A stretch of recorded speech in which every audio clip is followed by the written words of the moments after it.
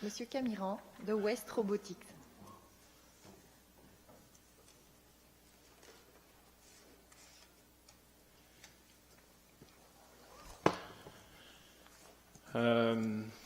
Merci de me recevoir. Je suis conscient que je suis la dernière personne qui s'interpose entre votre souper ou le 5 à 7, donc vous inquiétez pas. Je vais faire brièvement, assez succinct et en espérant d'être le plus simple et précis. Mon nom c'est Eric Camiran, je suis PDG fondateur de West Robotics. On fait des technologies pour faciliter ce qu'on appelle le recyclage intelligent, donc des hautes technologies qui vont permettre de faire mieux que ce qu'on faisait avant, ou ce que les technologies permettaient.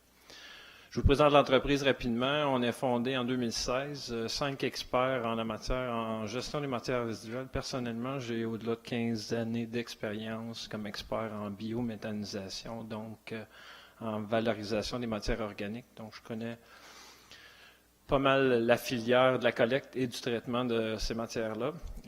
Mes comparses ont des spécialisations aussi en matières résiduelles, design de centres de tri, robotique, intelligence artificielle et j'en passe.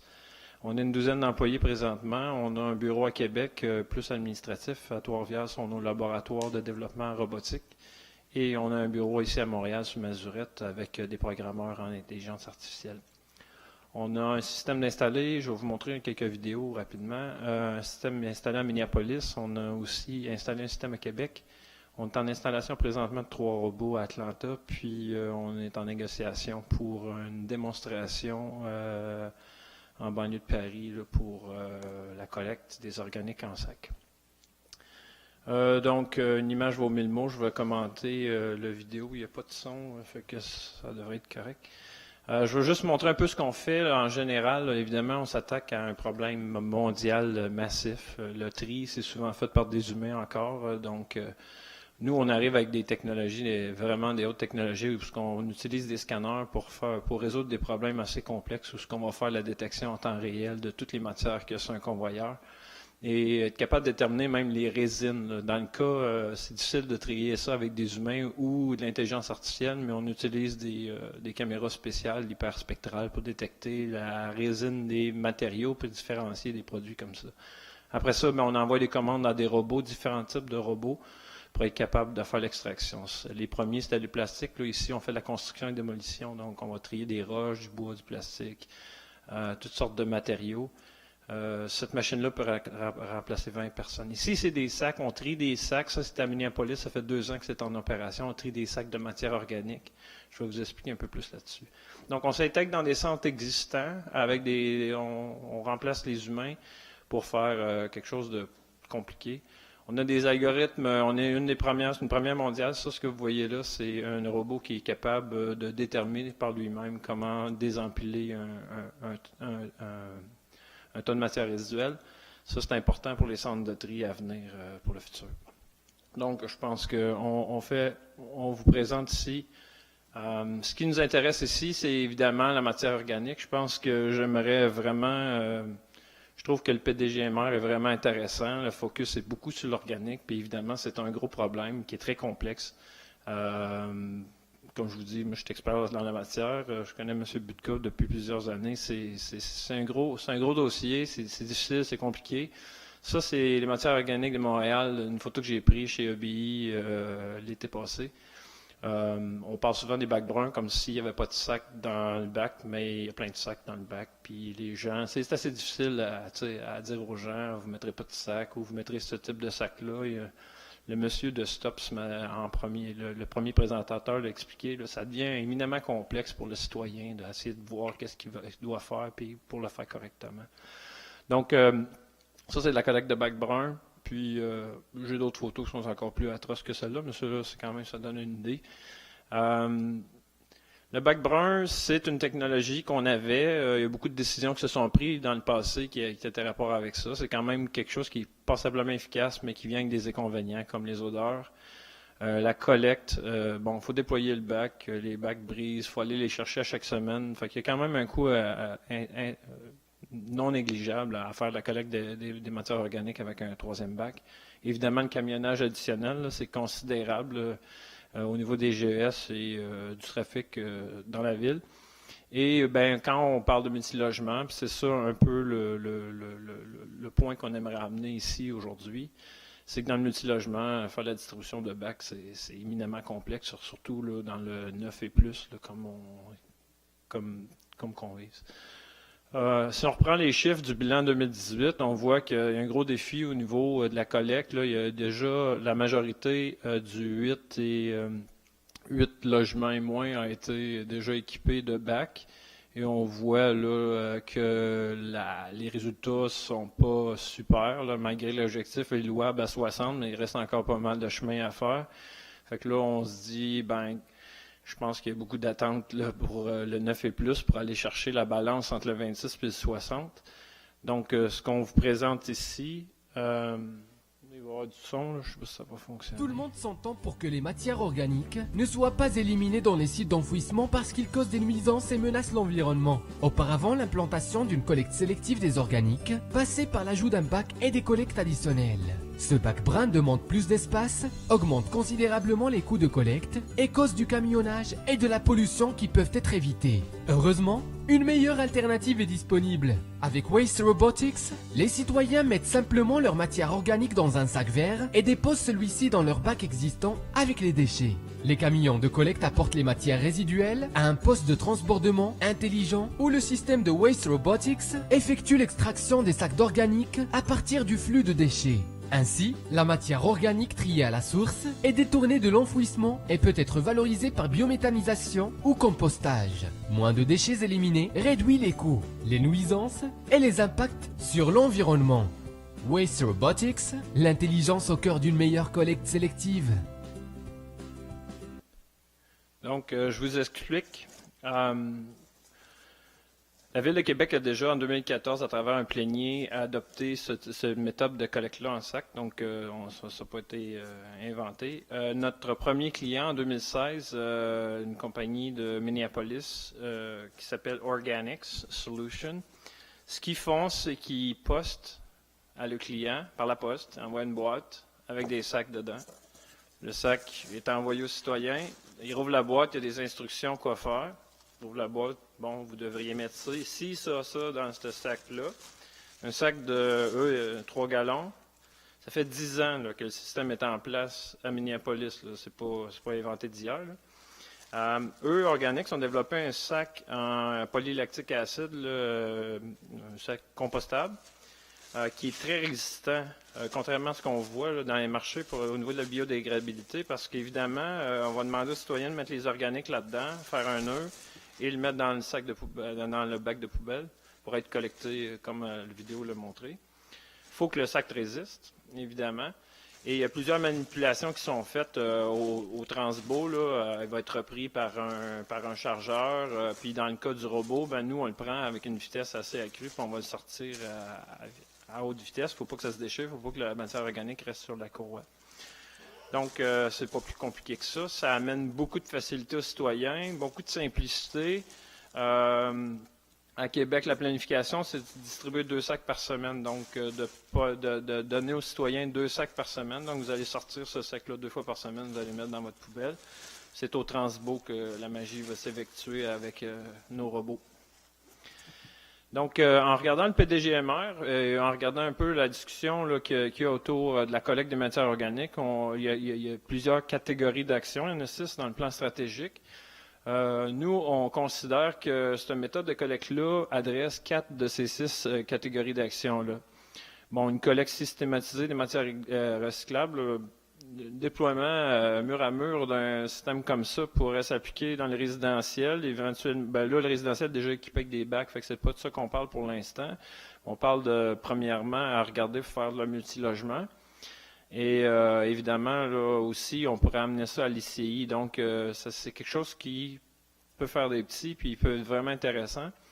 Évidemment, la stimulation de la participation citoyenne, vous avez tous compris là, que ce système-là est passablement simple. Il n'y a pas d'encombrement de bac, il n'y a pas d'odeur, tout ça. Puis déjà, les citoyens, vous l'avez vu dans les photos de BI, là, les citoyens le mettent déjà dans un sac parce qu'ils considèrent que c'est une nuisance de faire du vrac.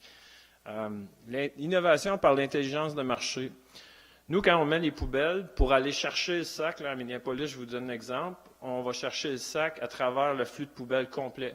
C'est-à-dire qu'on scanne des poubelles à journée longue. Toutes les images, on les analyse, on est capable, a posteriori, de refaire des analyses de composition sur ce qu'il y a sur la courroie. Donc, qu'est-ce qui a été mis en sac? On a toutes les statistiques sur les sacs qu'on a extraits, mais on est capable aussi d'aller voir les autres matières qui n'ont pas été recyclées, parce que on parle du bac de poubelle, de déchets. On ne parle pas du bac de recyclable, mais on parle du bac de déchets. Donc, on est capable d'avoir beaucoup d'informations sur qu'est-ce qui s'en va à l'enfouissement. Par exemple, à Minneapolis, on a fait une analyse sur juste les cannes d'aluminium qui s'en allaient à l'enfouissement, qui n'étaient pas déjà dans un autre sac, parce qu'avec nos caméras, on ne voit pas à travers les sacs. Puis, il reste considérablement dans la poubelle beaucoup d'aluminium. On est en train de monter un projet pour aller extraire cet aluminium-là avant qu'il soit enfoui. La valorisation, évidemment, des organiques avec un système comme ça, c'est une action qui est adressée. Donc, on considère que vraiment, ce type de collecte-là est arrimé avec les propositions et les stratégies que vous mettez de l'avant. Donc, c'est quoi la proposition de valeur? Ce qui est intéressant, puis ce que la politique, il faut comprendre, là, le bac brun, c'est intéressant. C'était ce qu'on avait avant comme solution. Par contre, le bac brun, c'est pas nécessairement la panacée. Avec ça, on est capable de desservir 100% des unités d'occupation. Si on décide de poster ça à 100% des citoyens, on a 100% desservi. Parce qu'il n'y a plus aucun frein à partir de là. Vous l'avez desservi, votre citoyen. On va capturer plus. Les données qu'on a, c'est qu'on capture plus. Puis la grandeur du sac est intéressante parce qu'on garde le sac passablement petit. Pour pas que le monde l'utilise comme sac à déchets. Et habituellement, le geste citoyen, c'est si le monde le met dans ce sac-là, la qualité de l'organique est vraiment intéressante. Il y a beaucoup moins de contamination qu'on va en trouver dans le bac brun.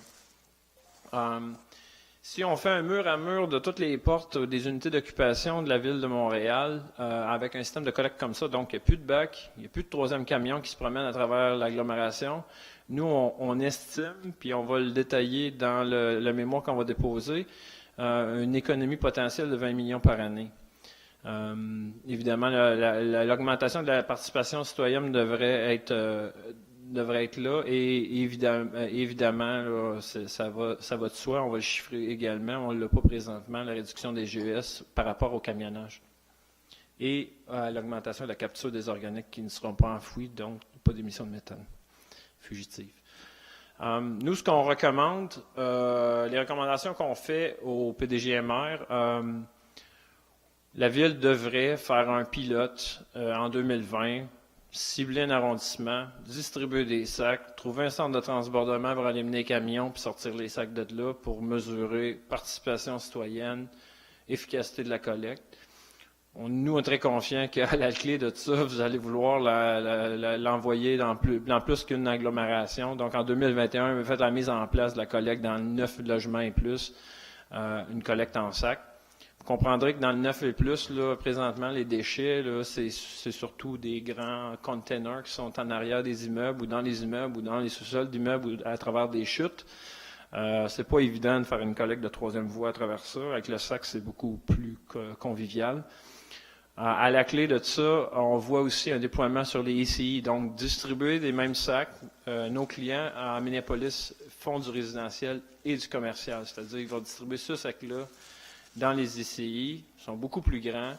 Ça, il faudrait le savoir d'avance. On installe des robots un peu partout pour installer des robots qui ont des capacités portantes pas portantes, mais de levée de charge. À la clé de tout ça, en 2023, nous, ce qu'on pense qui pourrait être fait aussi, c'est les citoyens qui ne jouent pas le jeu avec le bac brun aujourd'hui devraient avoir accès à ce système-là. Donc, si on est rendu en 2022, tout va bien, vous êtes rendu à rouler des ICI à travers le même système. Il va y avoir des citoyens qui n'aiment pas le bac brun, puis ils vont jouer, ils vont vouloir avoir ce service-là. Et finalement, si on le vit présentement, là, on est en négociation avec des petites MRC, c'est vraiment intéressant. On pense qu'il pourrait être élargi. Le sac, il pourrait avoir un sac pour l'organique, il pourrait avoir un sac pour le recyclable, puis se ramasser avec un seul camion qui fait la collecte des deux pour les réductions des GES. Donc, sur ce, c'est pas mal ça qu'on avait à dire. Parfait, merci beaucoup. Donc, juste pratiquement, on a la présentation aujourd'hui et je comprends que vous allez aussi nous déposer un mémoire. Oui. Parfait. Donc, est-ce qu'il y a des questions? Oui, allez-y. Merci, c'est fort intéressant. Je trouve que beaucoup d'idées qui nous viennent en tête avec ça. Pouvez-vous encore me le montrer, là, votre sac? Absolument. Ça vient en boîte comme ça. Ah, ils nous ont apporté, je pense, un petit rouleau Ben, tout à l'heure. j'en donnais au monsieur vous parce en avez donné qu'il un. connaissait pas. OK. Puis c'est vrai qu'il y a beaucoup de confusion là, sur les sacs, comme M. Budka disait, là, que soit dégradable, machin truc. Là. Ça, il y a une certification qui s'appelle la BPI, qui est une certification pour le sac compostable. Donc, ce sac-là, c'est un 15 litres environ. Puis, on en distribuerait aux citoyens 2 par semaine. Ben, c'est ça que Québec prévoit faire. Puis le nœud que vous faites, vous dites qu'il y a un nœud à faire à la fin. Moi, il me paraît un peu difficile. Là, si vous... Oui, on a le choix de faire des sacs ou des sacs à bretelles. Les sacs à bretelles sont plus faciles à attacher. Là. On peut le couper comme ils veulent. Notre client à Minneapolis utilise ce sac-là. C'est votre choix. Ça varie. Le prix va varier parce que les sacs à bretelles ont plus de pertes. OK. Est-ce qu'ils font Nespresso, des espèces de sacs verts qui ramassent les capsules? Ouais. Ils sont beaucoup plus rigides et imposants. Ouais. Ceux-là, vous dites qu'ils sont biodégradables. J'espère que j'emploie le bon terme. Quand ils sont biodégradables, mais est-ce qu'ils peuvent être biodégradables dans la boîte ou combien de temps la résistance du biodégradable? Ça, c'est une très bonne question. Les sacs, nous, on a des sacs, ça fait 2 ans qu'il n'y a pas de biodégradabilité dans la boîte. Tant qu'ils ne sont pas mis en contact, tant que ça reste sec, tant qu'il n'y a pas de bactéries puis d'eau, ça reste pas mal intact. On n'a jamais eu de problématique à ce niveau-là. Nous, on n'est pas le vendeur de sac, on ne fait pas promotion du sac, on fait juste expliquer que le sac, ça prend le bon sac. Parce que si le mauvais sac est utilisé, donc pas assez solide, il va se déchirer dans le camion, puis tout ce que je vous ai offert comme avantage va disparaître. Puis s'il n'est pas bio ou compostable, ben là, on va se ramasser à réintroduire du plastique dans la chaîne, ce qui est peu souhaitable. Donc, moi, j'ai quelques questions. Donc, je comprends que là, en ce moment, vous faites un projet pilote à Québec avec cette technologie-là. En 2017, on a fait un projet pilote sur 4 mois. On a démontré à la ville de Québec que le sac tenait, que le robot le reconnaissait et le sortait avec un taux d'efficacité. Et la ville de Québec a été en appel d'offres là-dessus. Et les résultats d'appel d'offres sont sortis. Là, ils s'en vont et ils achètent un système en sac. OK. Et donc, alors, pour faire un projet pilote, vous parliez que ce serait un territoire comme un arrondissement, ça pourrait être un format adéquat. Est-ce que ça veut dire ça prend qu'est-ce que ça prend comme équipement?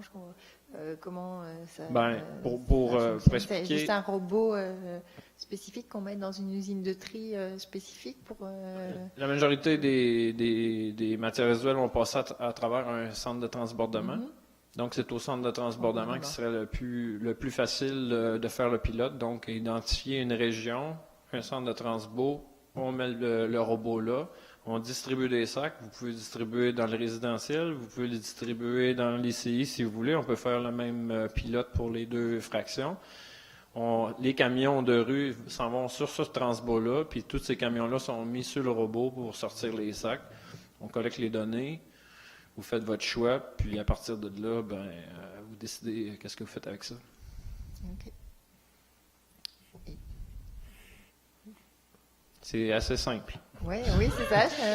C'est passablement simple. C'est assez simple, c'est intéressant. Ouais. Allez-y, Monsieur Millet. Je présume que le système est plus performant si c'est un outil qui est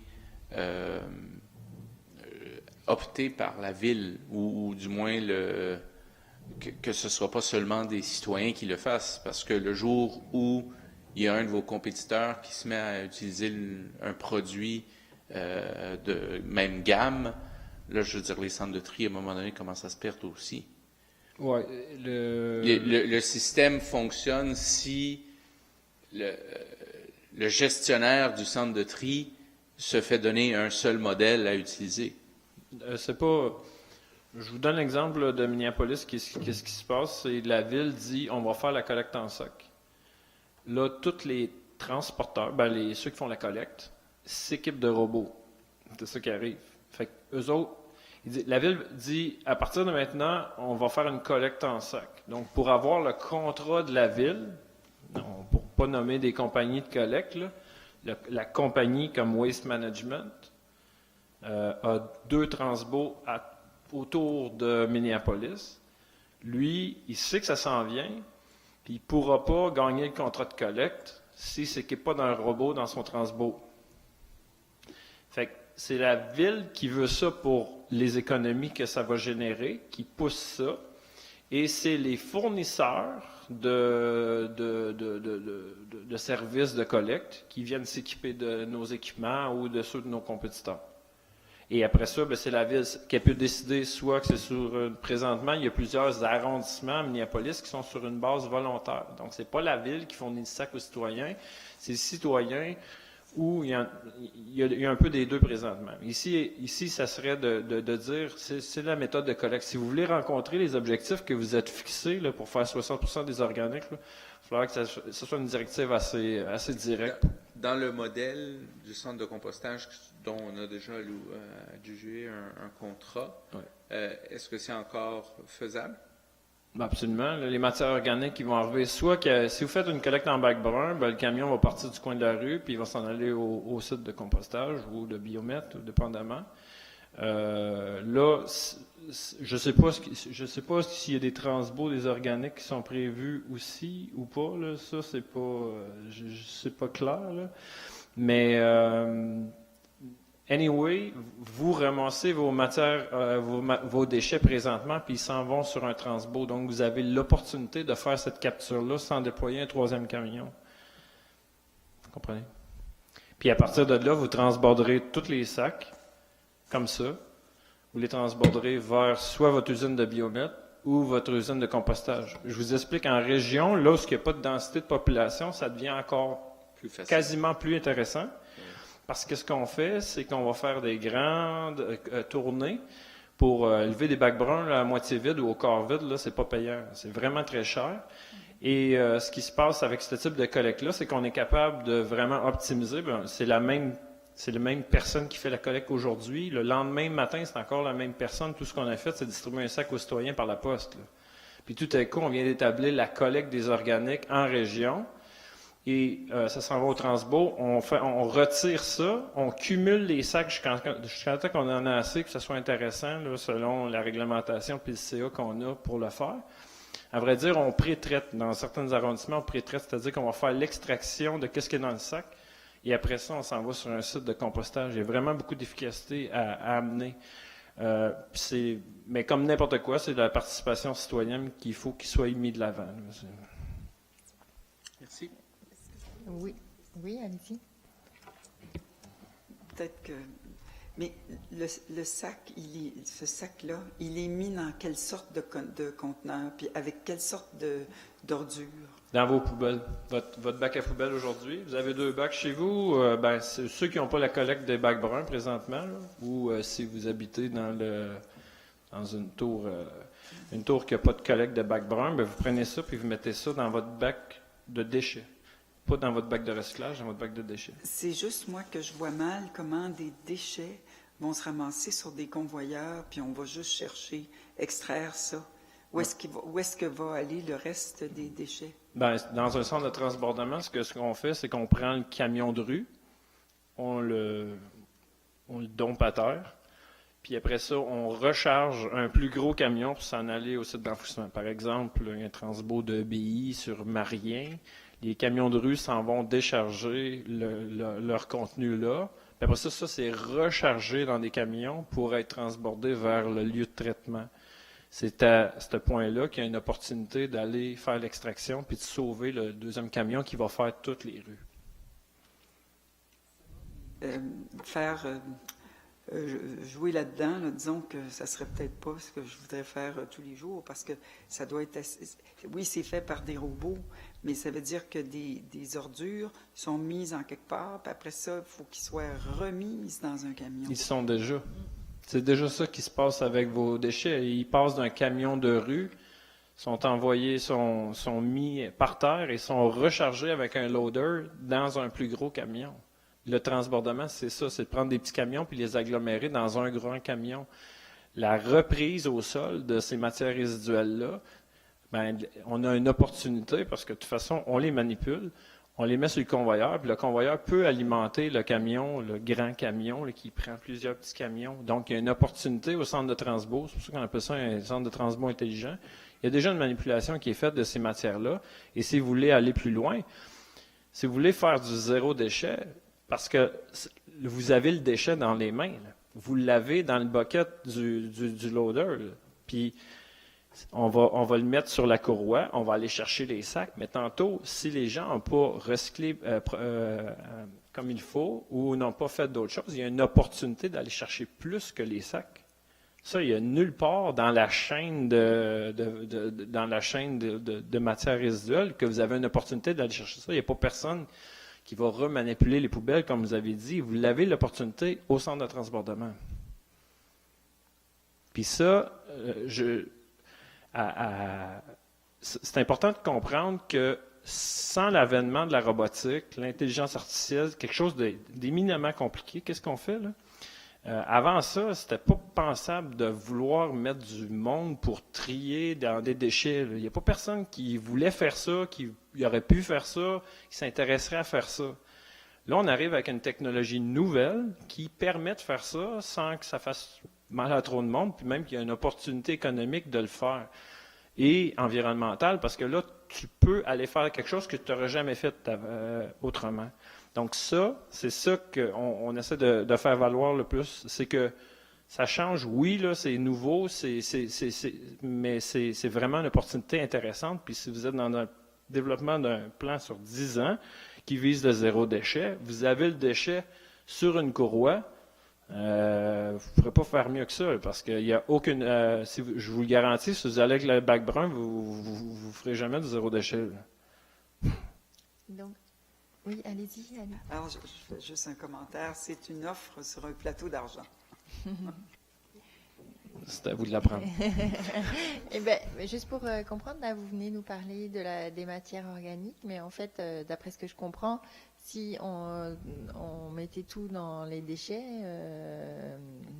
ça permet de retrier aussi tout ce qui est pas recyclé, là, ou alors vos robots sont spécialisés dans la matière organique, Non, ou alors non, spécialiser ce sac-là Non, par exemple, là, le projet que je parle à Paris, là, c'est 7 fractions.